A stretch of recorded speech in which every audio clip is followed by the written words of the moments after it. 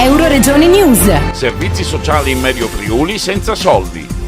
A Codroipo il sindaco Fabio Marchetti, perché una conferenza stampa a nome di 7 comuni? Tutto questo accade con una grandissima bugia, perché al presidente dell'ASP è stato detto ci sarebbe raggiunto un fantomatico accordo politico che noi 7 sindaci non conosciamo assolutamente e che quindi smentiamo oggi pubblicamente in questa conferenza stampa, invitando chi millanta questo accordo politico a produrne traccia o a produrne un documento.